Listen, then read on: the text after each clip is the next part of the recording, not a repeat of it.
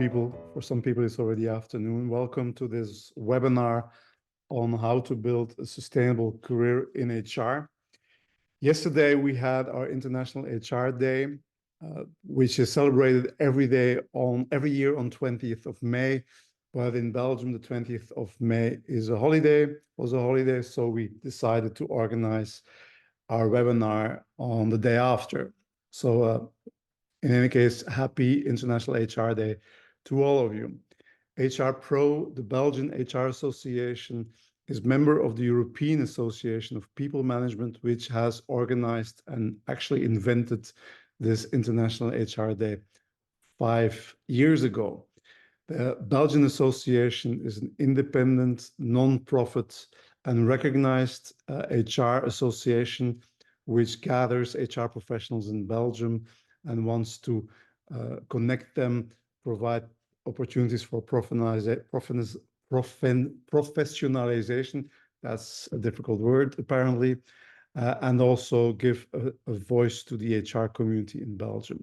So we do that through various initiatives, webinars, seminars, conferences, but also our strategic boards, our presence, and our co-organizationship for the HR Gala, which is an award that took place last week. So we do a lot of things to make sure that the HR profession is well cared for. Now, today we're going to talk about the careers of HR, because that's a topic that maybe we neglect a bit. We, as HR, we often look at other people, we care for other people, but there's of course also our proper development or proper careers that we can look after and we should look after. So we've invited two speakers today. We've invited Hans de Vos from the Antwerp Management School, who is an authority on everything which has to do with career development, I would say globally. And she will talk about careers in more general sense. And then we've invited Minhuet, who is the talent manager of Aquafin, that is a utilities company in Belgium, and she will make it concrete from her own perspective. And then we will have some time for a Q&A. For your information, this webinar is being recorded because we want to give the opportunity for people who in the last minute didn't make it or who would like to listen to it later on to do that. So if you don't like being recorded, well, your voices won't be on it. It's only the webinar that will be recorded, so don't worry. Okay, so this said, I would like to give the floor to Hans de Vos from the Antwerp Management School, who will talk about careers more in general. Hans, the floor is yours. Thank you, David, for having me here and for inviting me indeed to share my view on careers and more specifically the sustainability of careers. And I'm particularly pleased, let's say, that I can do this for an audience of HR professionals, because indeed I think it's often a pitfall that from an HR perspective, when we read and try to stay on top of things that are changing in the world of work, we do that from a kind of more a third party perspective, looking at how that might implicate the organization of work and HR in our own company, rather than maybe applying it also to us. And I think that it is very important, especially when we talk about the sustainability of careers, that it is a topic that is by far a very critical one, and not only for how you deal with the future of your organization and of the people within the organization, but especially also for your own personal future as an HR professional. So I'm gonna take kind of the two angles a bit throughout my presentation, talking about careers in general, but where that I really think that by embracing this different idea on what a career looks like and how you can protect or enhance the sustainability of your career, that by putting that into practice in your own behavior, it might sometimes be even a more stronger signal or message towards people in your organization, both the decision makers in the management team, but also people doing their daily work, that they see how career management is being shaped by the actions that you do, the decisions that you take, and the way you relate to others in your organization. And I think there, as HR, you have a very critical role to play to not only put yourself at the drawing table to design a career system for others, but really enact this new vision on careers yourself with your own career decisions. So that's what I hope to inspire you about during the next 25 minutes. And yeah, I hope it can give some takeaways in the first place for yourself, but maybe also for how you deal with careers in your organization. I'm bringing this perspective based on my research and my work that I've been doing over the past 12 plus years as holder of the chair, as the Works Chair on Next Generation Work, where we have looked upon this topic from the angles of how can individuals be strengthened in their career development, but also how can organizations be strengthened and managers to facilitate careers in their organizations, but also looking at what does it mean from a more policy and labor market perspective. So I actually wanted to start with some questions, and this is not a workshop, so I'm going to go through it quite rapidly. But if you look at your own career and your own career where you are now, no matter how many years that career is already lasting or how many years you still see in front of you, you can look at your career in the mirror by looking backwards and looking and wondering how satisfied are you today with, for instance, your financial status, your promotions, the social status you've reached, the results you achieved, the extent to which you have achieved your ambitions. And for some of you, you might very quickly be able to answer that. And for others, you might really need the recording to go through this a bit on your own time.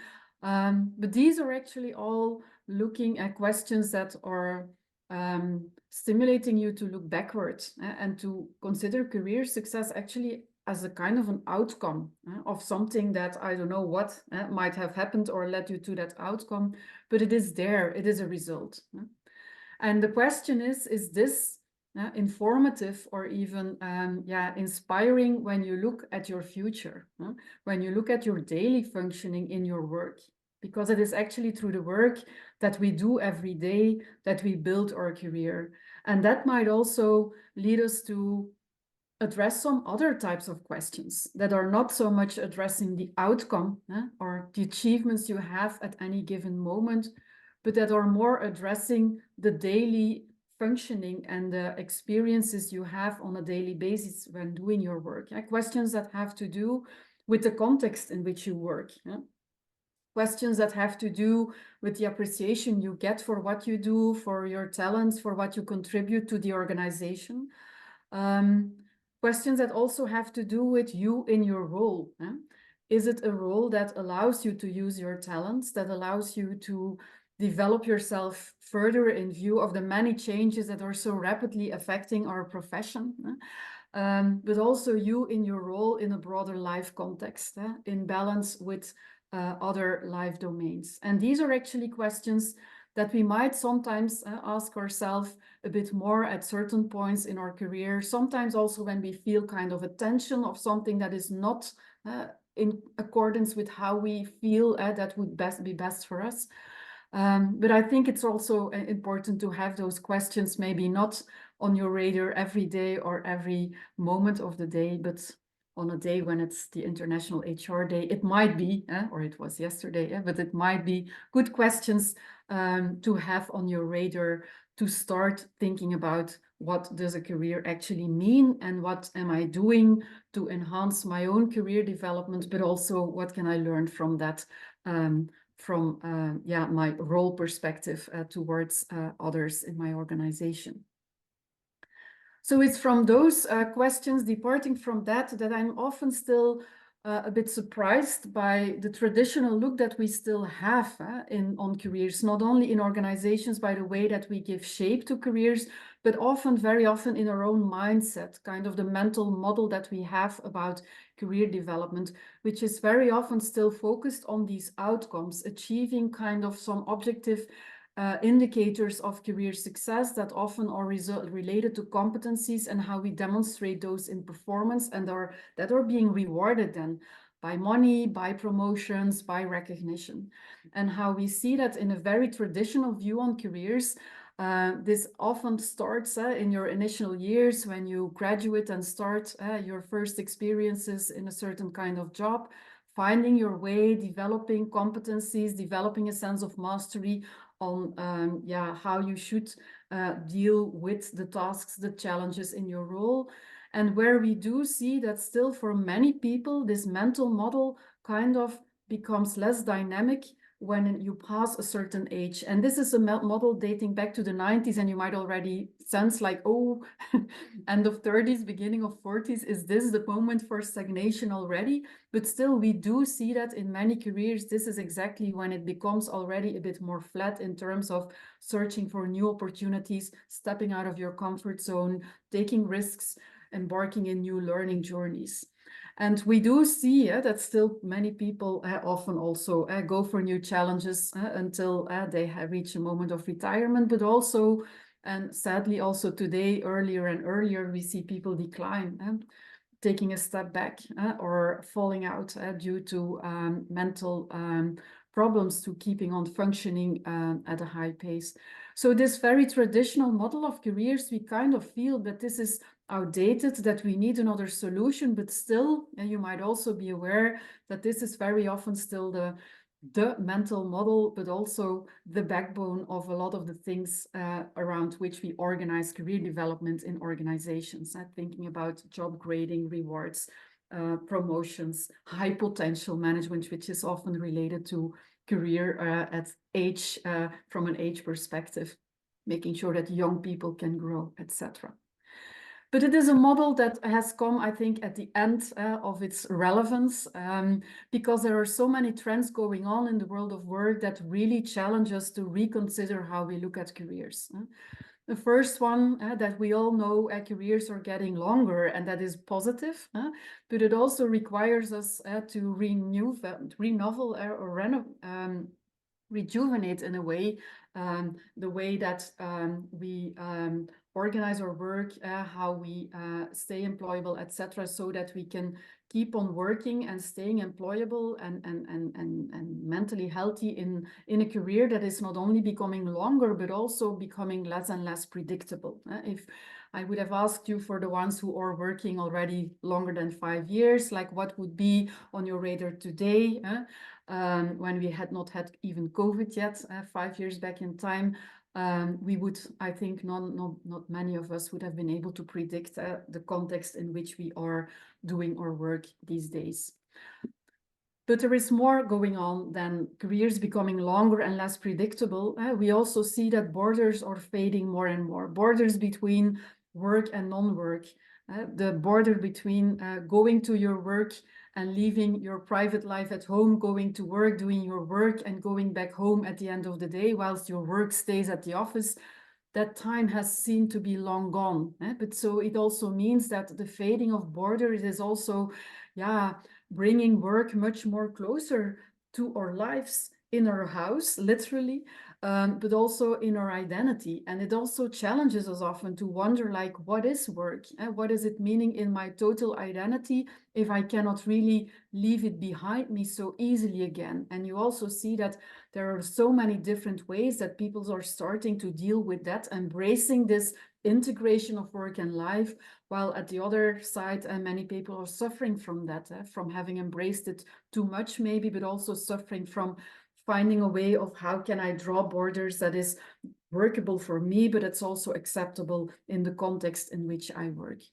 So an important career trend to take into consideration, and there are 3 more. Talent as a new currency, where we see that more and more what we have in our backpack when we start our career journey, that might bring us to our first job, bring us into our first role, but that this is no longer sufficient to keep on going for a very long time. And that talent is much more than the degree, the diploma that we have developed. That talent is something that you just also develop and discover by doing your work And in that sense, that I see an evolution from competencies and talent as a ticket to a next job, towards stepping into new experiences as a way to develop your talent, to discover which new competencies that you can learn further, and from that way on build your career. So talent has become a new currency, and we might all experience that also when we search for talent on the labor market in our HR role. But it also means that if we want to keep that currency up to date, that we have to be aware of what is needed to stay relevant, especially if we see how rapidly everything is changing now in this age of AI, to just name one thing. Now, a fourth evolution, which I see happening already for quite some long time in HR, is that we have this mantra that when we talk about career development, that we emphasize the importance of individual ownership. A mantra that is not new, but where at the same time I still see a lot of people, but also organizations wrestling with how they can really make people feel the owner of their own career without becoming a very egocentric and self-driven person, because in the end, a career is still a crossing point between an individual and an organization. And taking ownership means not only stimulating people to be aware of what you're good at, what you like doing, etc., and taking charge of that yourself, but it also means stimulating people to create awareness of what the world needs, of what their context is about, and how can they make their way within that context. So finding ways to take ownership might sometimes be very challenging, especially when this mantra of being the owner of your own career is kind of disrupted, or being at the same time a bit inconsistently mingled with this message, like how important it is that you prioritize this and this and this, because this is needed now today to prepare your board, to prepare people, to help out people with burnout signals, to prepare the organizations for all the compliances that they have to need to fulfill. For Belgium today, it's everything with the federal learning account, but many of you calling in from other parts of the world might have their own challenges, where you might sometimes wonder, who is driving me? Is it my job, or is it myself who has kind of a certain career perspective, and how can I balance these daily needs where I might not always feel to be the owner of my agenda, with this self-direction and ownership by taking a longer term view. And this brings me to a fifth trend that is also, I think, kind of coinciding with the former ones, that we more and more also tend to say that personal meaning is what actually matters. That's what also was kind of the baseline in the questions that I started my presentation with. The personal meaning, or the search for understanding for yourself. Why are you doing it for? What are you doing it for? What is your why? What matters to you? Also considering that this might well change across your life course, depending also on how your context in your private life is evolving. But this personal meaning, I think this is something that might be the connection point to also relate individuals to that ownership and self-direction. But at the same time, it's a very challenging one, because the questions, again, on that first slide, if you would look at the top questions, we might all easily be inclined to say, yes, the bottom questions, they are much more important to determine my daily functioning and well-being. But in the end, if that is not related to certain outcomes in terms of monetary rewards, career progress, etc., we might still be inclined to focus more on the objective things, where we can compare ourselves with others. And that is often the objective career track, the status, the impact you have, rather than those questions that are more a bit underneath the surface level of the iceberg, so to speak. So this quest for personal meaning, I think it's a very important and a very valuable one to emphasize this when we talk about careers, but at the same time, it's a challenging one, because if we talk about personal meaning, it emphasizes once more that this is something that you cannot have others decide for you what matters most at this phase of your life, but it is something to sort out for yourself. And that makes it even more important to be aware of how others might also be able to facilitate you in that, rather than provide the answers for you, or rather than just drop the question with you and leave you alone with it. So I think these trends are important. They challenge us. They really urge us to reconsider how we look at careers or at career development. But yet at the same time, it also challenges us to get rid of some images that might have determining the way that we look at our careers or career development in our organization for a very long time. One image speaking for itself, how we still too often look at how our competencies or diploma or experience set fits with a certain need in a job description in a certain part of the organization, and where we tend to fix often people into a certain hole based on those objective matching criteria, where we might look beyond what might be more important to people than what is objectively the best fit. It also requires us to move away from this perspective of having the job grading system as the backbone of career development, linked to reward, promotion systems, etc. Because if you have this as a mental model of career development, there is not that much freedom or latitude that you can take. It's up or down or staying put, while career development can mean in practice so much more. So that's when I put forward the idea of sustainable careers. I want to turn around this image of looking at career development as a process, not an outcome. And when you look at career development from a process perspective, thinking back about the questions that I shared in the beginning, it actually comes down to considering 4 critical career building blocks, as I call them. And career development is still about growth, and we might differ in the extent to which we aim for growth. It might also depend again on the life stage or the life situation we are in. But growth is still, I believe, a very critical building block of career development. But growth can mean that you grow on this kind of a ladder, but it can also mean the personal growth, the professional growth in terms of skills, developing new talents, changing positions to enrich yourself. But career development is way more than only that growth. It's also, and I jump to the upper right corner now, it's also about staying employable and to make sure that what you're good at, what you like doing today, that it keeps on providing a fit with what is required in your organizational context, in your job, to keep on doing your current work, or to be able to move to somewhere else in the organization or outside of your current organization. So lifelong learning there.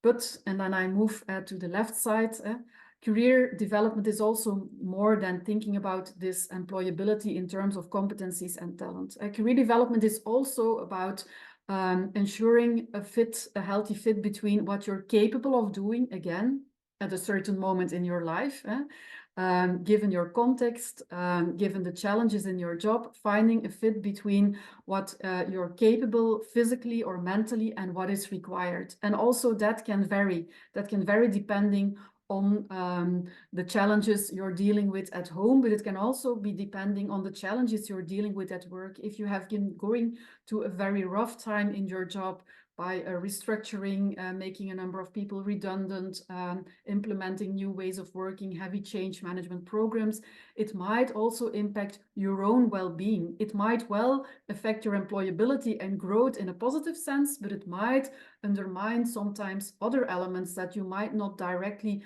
sense or be aware of, but that in total might also be important to safeguard.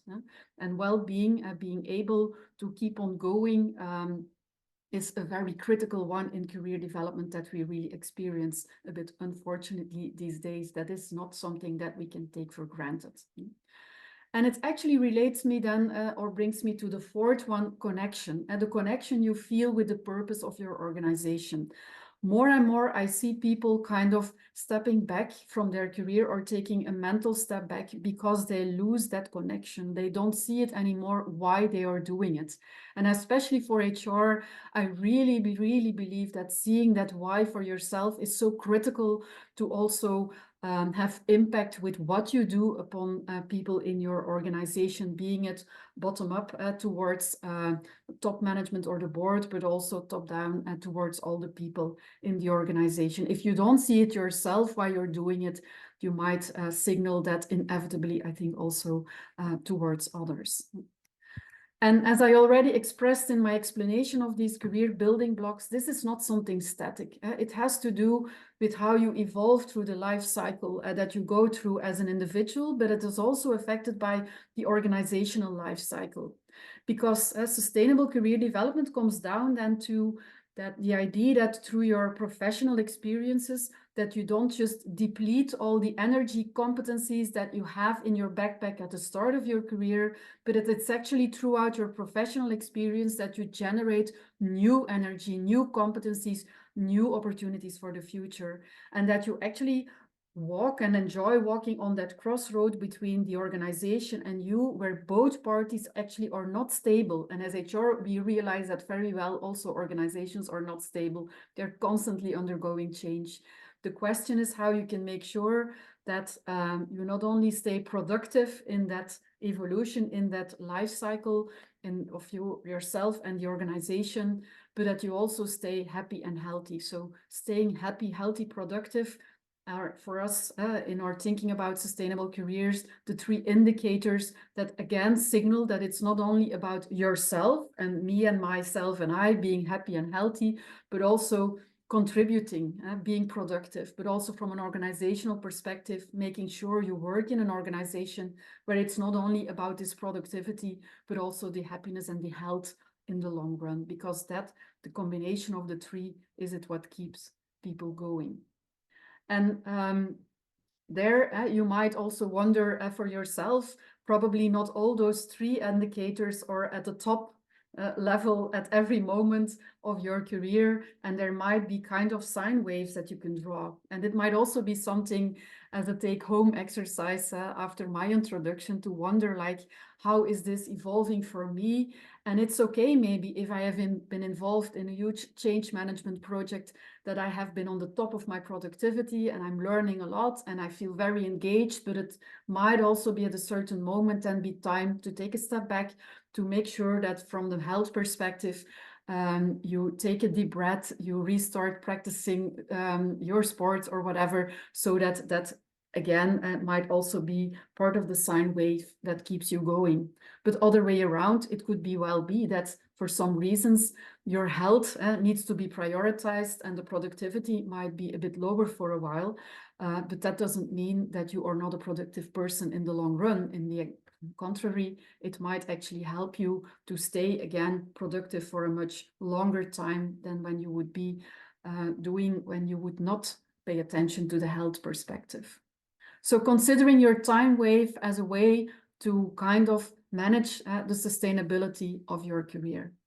And how to make this happen, I think there are many angles to depart from. And I think the first one is build your own career competencies. From an HR perspective, we might realize that career competencies are critical to put people in the driver's seat of their own career, but it also means for yourself, being aware not only of yourself, your values, interests, needs, etc., your sine wave, but also being aware of the career opportunities that are there in your context and how that is evolving.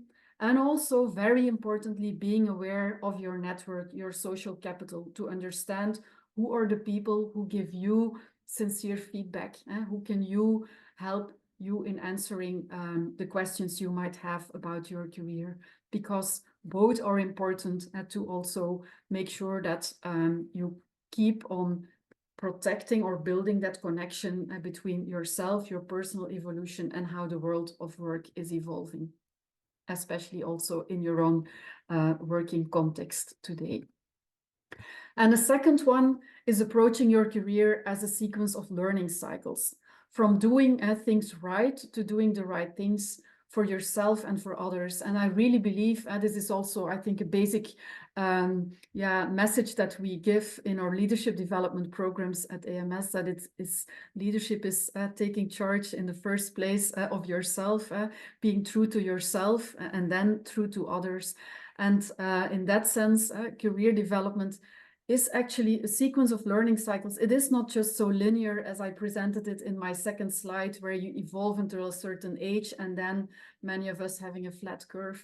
It is about constantly going through a learning curve where you have to learn the ropes, build on your experiences until you have a level of mastery, and where you might feel at a certain moment, now it's time to start a new learning curve because I feel too much in my comfort zone, or it might be too much of a challenge and I might need a role where I feel I can have more impact from my true talents.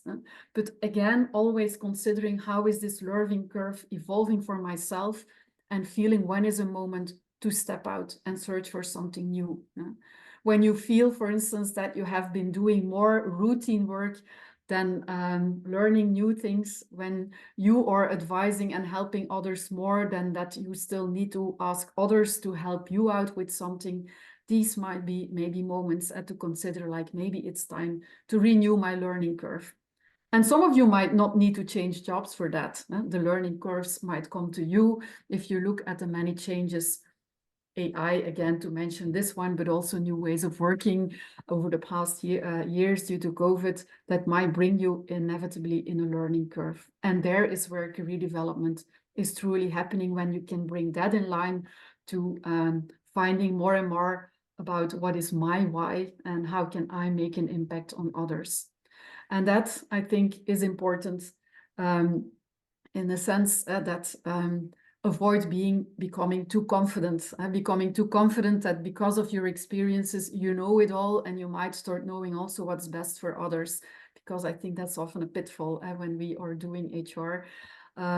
Stay curious and choose curiosity over confidence. Stay curious about yourself, who you are, what you might still be able or to develop, but also stay curious about your context, the hard part of the context, your job, your occupation, your sector, whatever, the numbers, but also the context in terms of people, what people are needing, how people are evolving, and finding again this match from that perspective.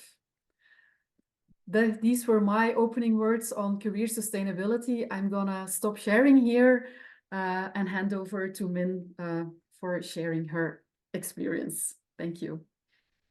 Okay, thank you so much, Ans, for this inspiring keynote. I just have one question before we go to Min. There's this Randstad employer branding survey where they say what is attracting people to organizations. And it's kind of disappointing to see that salary and some conservative aspects are still so high on the agenda. And we see things like purpose or responsibility, corporate responsibility, and so on, still lower on the list of attractive features. So going to another organization, people still seem to go for, I would say, the security and not the curiosity. Do you have a comment on that? I have, and there is a plane flying over here. I don't know. You don't hear it.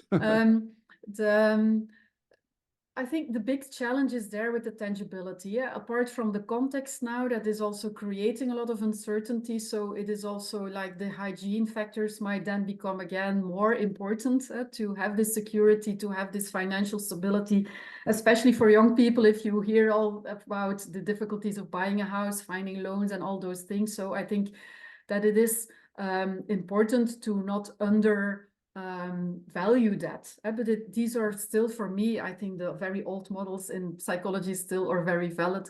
These are hygiene factors. The question is, how can we make the other parts also from an HR perspective as tangible as those monetary things?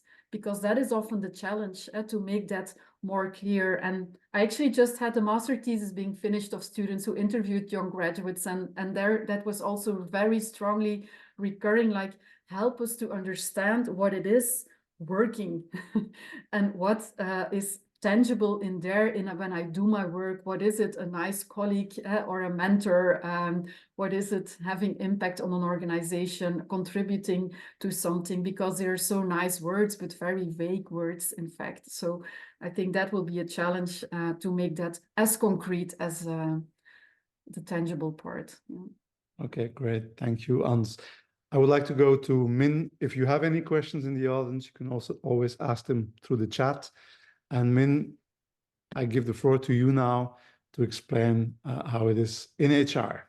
Okay, thank you, David. I'm gonna share my screen.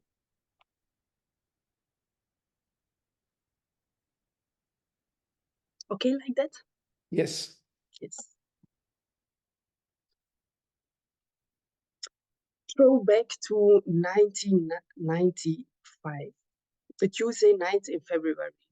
Wind is cutting, it's raining, it's cold. It's around 10 p.m. in the evening, and a single mother of three comes home from work, but this time without work, jobless. The printing company where she worked went bankrupt and was forced to lay off its employees. The reason of the bankruptcy: the printing industry is evolving rapidly under the influence of digitalization.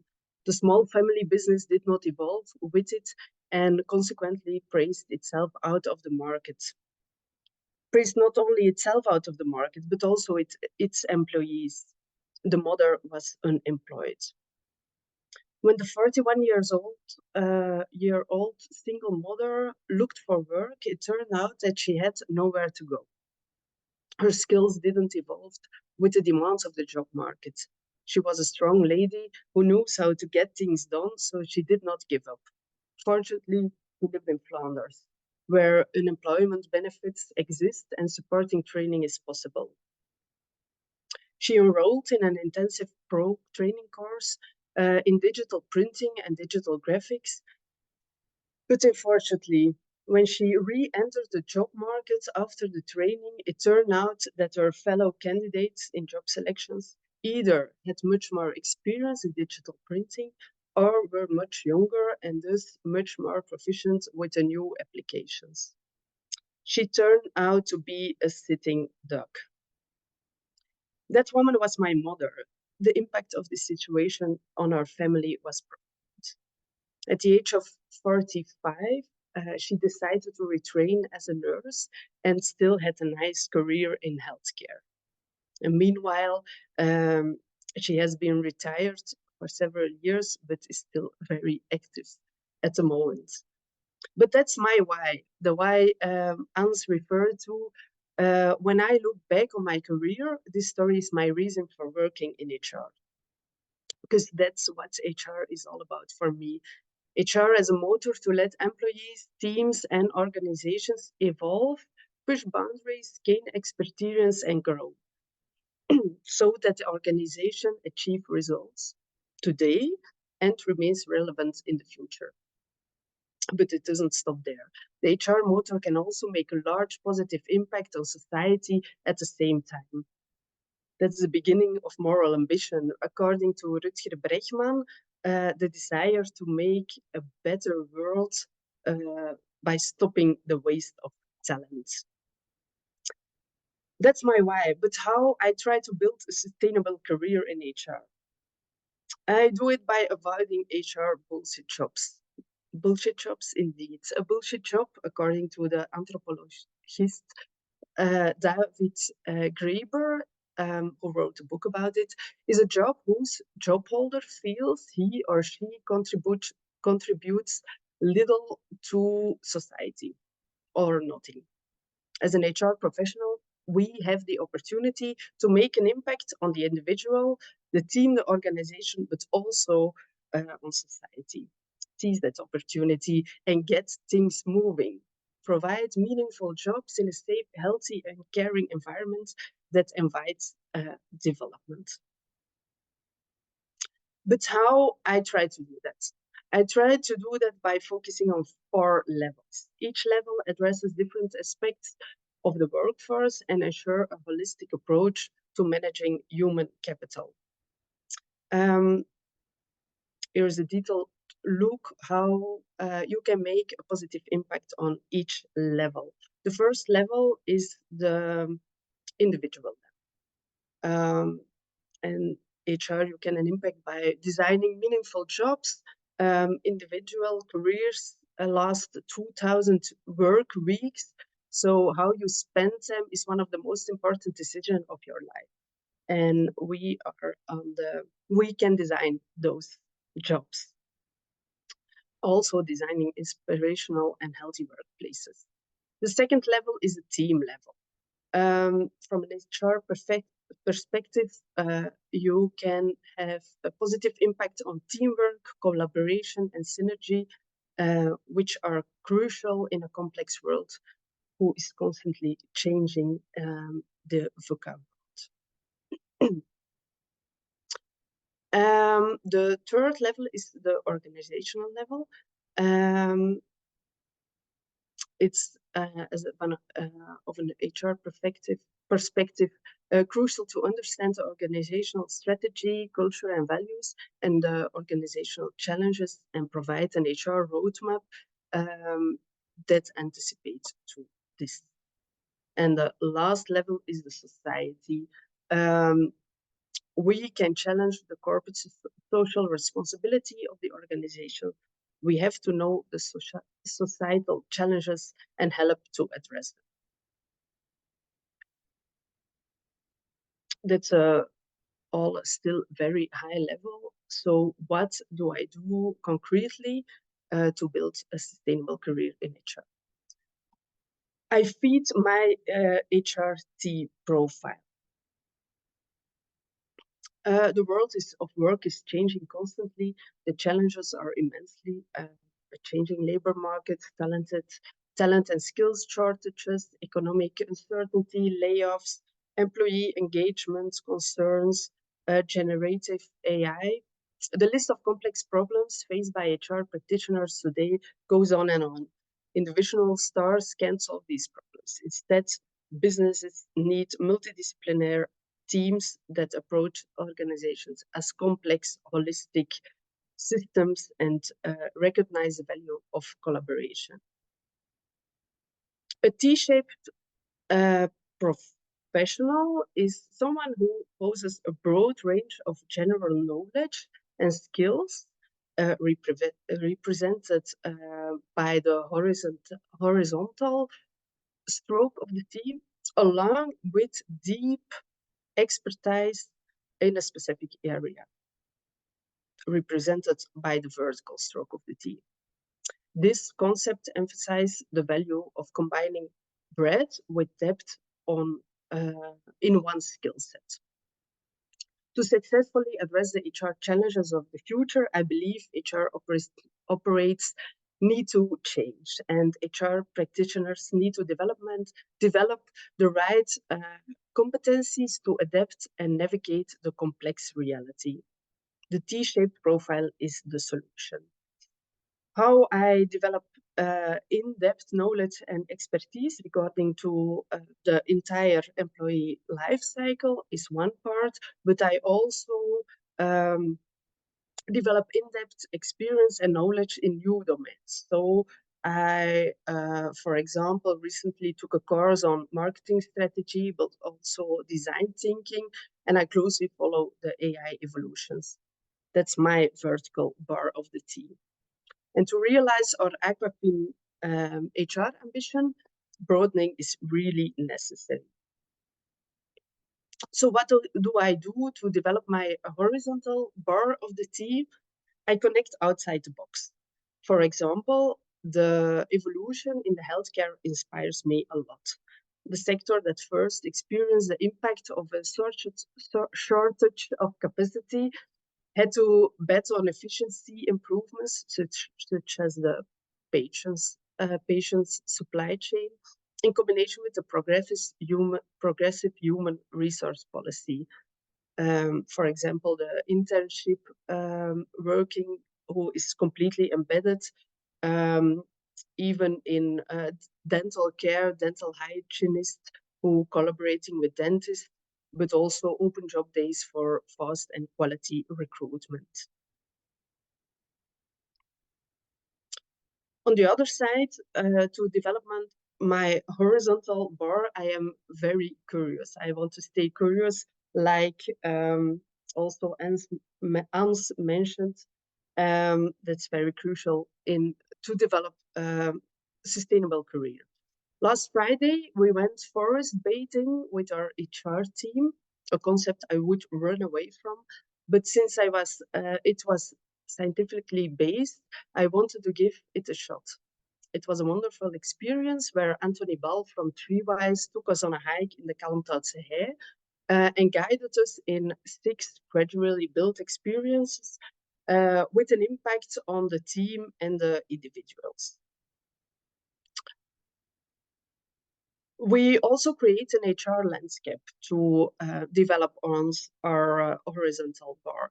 In order to make the right choices in our HR roadmap, we create an HR landscape, a whiteboard, as you can see, in which we capture not only the organizational trends, you see them in the middle, but also the social, the economic, and the social legal trends, but also the HR trends. It forces us to look outwards and not base our strategy only on internal evolutions. Despite that, to build a sustainable career in HR, I try to focus on 3 ways of working. The first one is that I work outside in instead of inside out. HR is never alone in the drawing board for a new concept or process.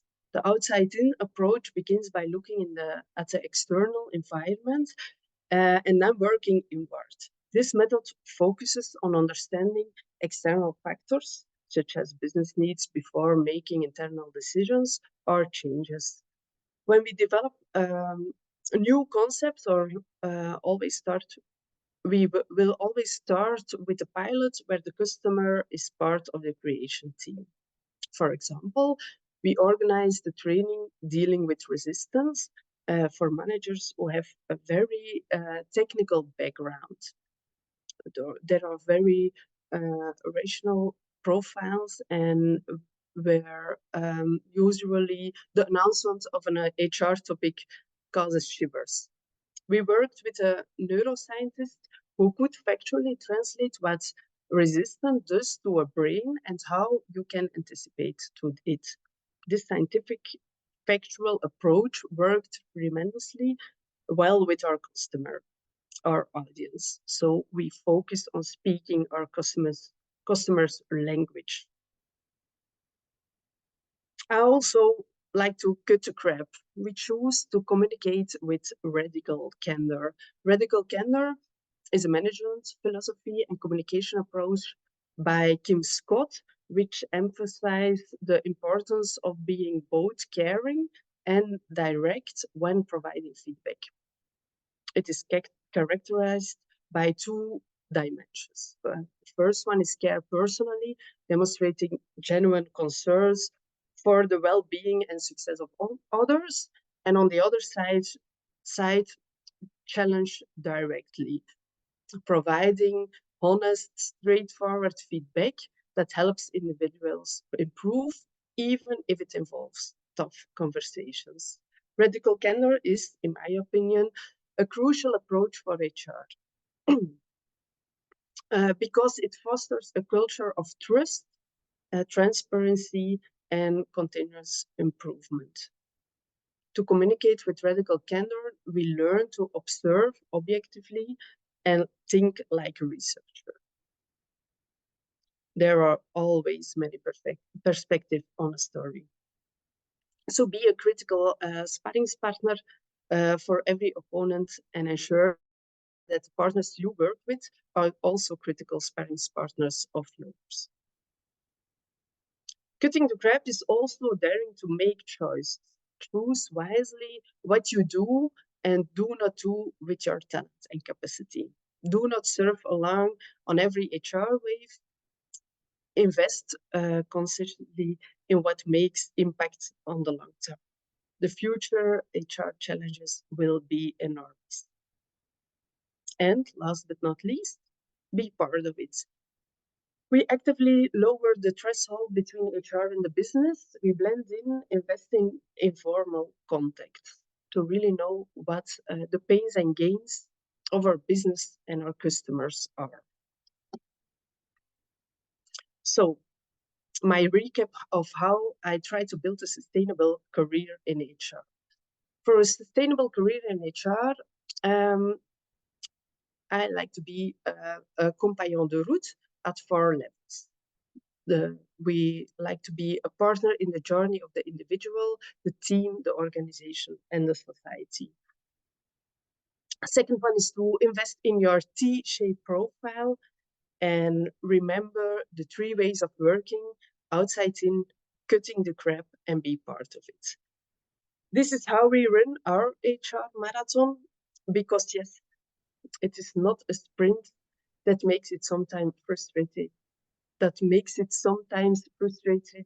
Frustrating, oh, but actually mostly fascinating.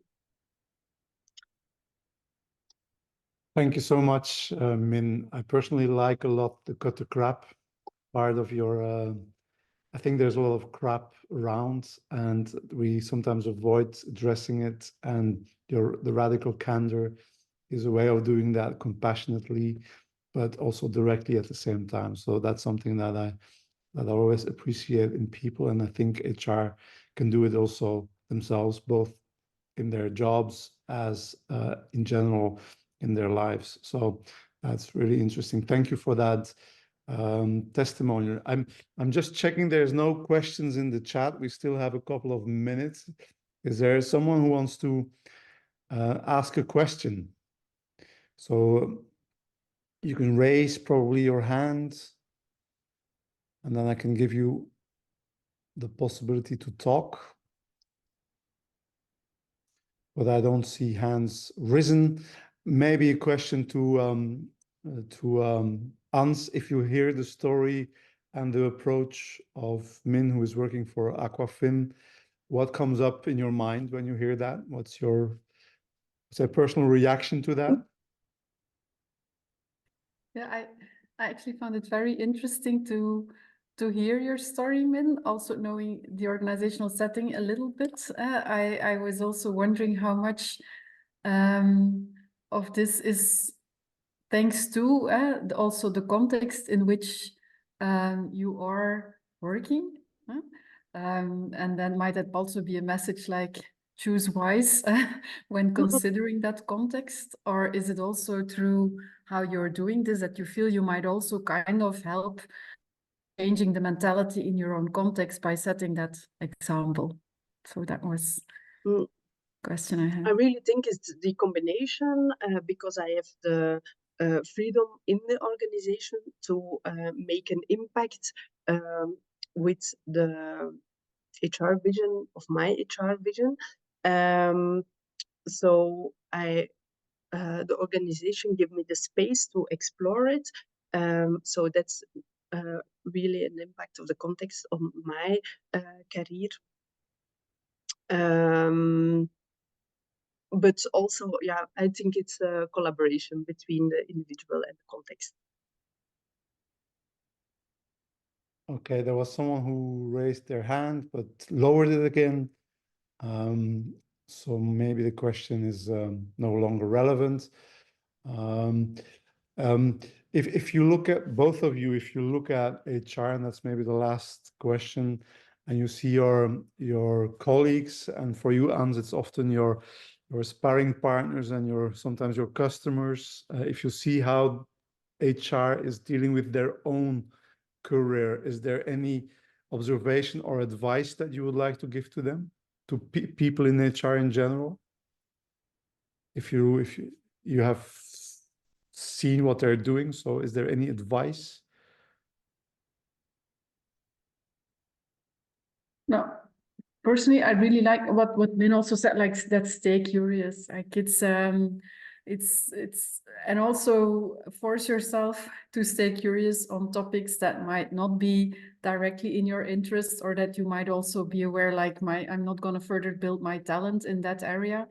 but stay curious about the whole organization, because I think it's a very critical role for HR to build that crossroad between individual and organization. So it means, even though you might feel I'm more at the people side, the coaching and that kind of developmental aspects in HR, that you still need also the curiosity about how the organizational context is changing, what IT investments might bring in terms of consequences over the years for people, etc. But also the other way around, if you're more on the side of designing systems, the remuneration part, etc., that staying curious about people and what is driving them is important. So I think that is important to still consider the very broad range of stakeholders, even though some might be closer to your personal why than others. Yeah. Thank you. We have a question from Maria Chikara. I've given her now permission to talk. Maybe, Maria, if you could ask your question. Absolutely. Thank you so much for the great insights and perspectives you presented. I'm really glad to know that globally these viewpoints are recognized and applied. I am currently in a situation, and that's the question that I also typed, that I'm struggling with having my international HR experience recognized in my home country. And locally, I can say that those perspectives and viewpoints that you presented, I can see that they are quite far from being recognized, let alone applied. So I know it might be a bit of specific question, but I was just wondering if perhaps right now you would have some kind of recommendations or advice for an individual in a position such as mine.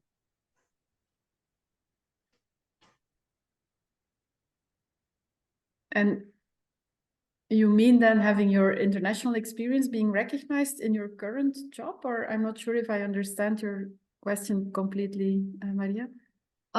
Well, it's more in the sense, not in my current position, but in general, when it comes to looking for opportunities, when it comes to career development, when it comes to actually just being an active professional here locally, where I've been brought up, raised, educated, and so on and so forth. So if someone is in that kind of position, is there some kind of steps that are recommended to take, or anything that comes to your mind at the moment?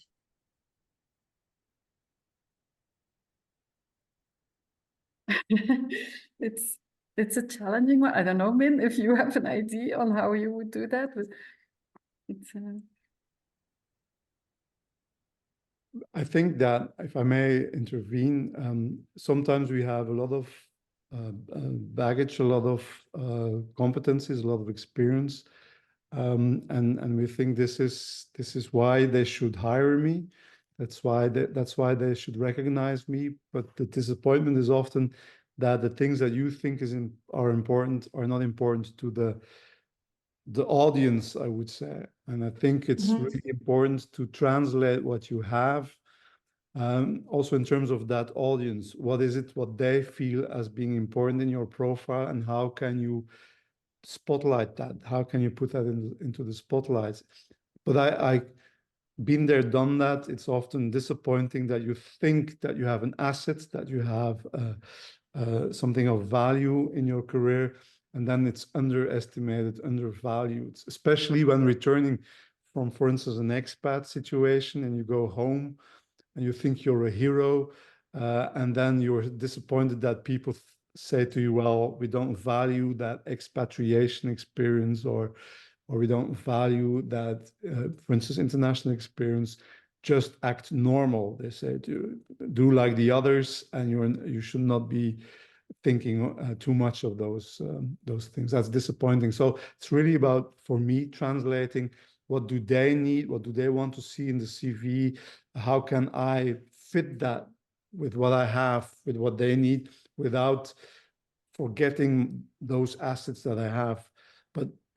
And I'm speaking from a personal perspective. When I came back from Germany after 5 years of expatriation, I was really frustrated I had 5 years of suffering almost, and then they said, well, we don't value it. So it's really trying to translate it to what they need. That's the outside-in approach that I was talking about, that you don't make your position in the labor market from your perspective, but from the perspective of the potential company you will work for. What are the advantages to work with you? So that's another way of thinking, from inside out to outside in. So that would be also my recommendation. Okay. I see that our time has run out. There was a big question on the future of HR and the future of work. We'll probably come back to that in another webinar. And there's also, if Maria, if you are part of the, if you're working in Belgium, there's a mentor program that Hrpro has, and you might look at that to have some sparring partners to help you make that outside-in translation. I'm sorry, the questions, there's still one other question or one other hand raised, but we have to move on out of respect for everybody's time management. Thank you so much, Min. Thank you so much, Ans, for being with us. I'm sure that if someone has a question, they can reach out to either of you or to Hrpro. I would like to remind you that if you want to take advantage of the International HR Day event, you can still get registered at aihr.com for a reduced offer on online training for HR. So that's always helpful in your career. And for the rest, I hope that you have enjoyed this webinar and that you will return shortly for another Hrpro or EAPM webinar. Don't forget, there's also webinars coming up from the EAPM, the European Association, and the next one is by Fons Trompenaar, who will talk about cultural development on June 6th. So I sound like a commercial now, but really take advantage of all these things that are offered to you mostly for free. And so let's hope that we can grow together as the HR profession and also enjoy life at the same time. Okay, bye-bye. Bye, thank you.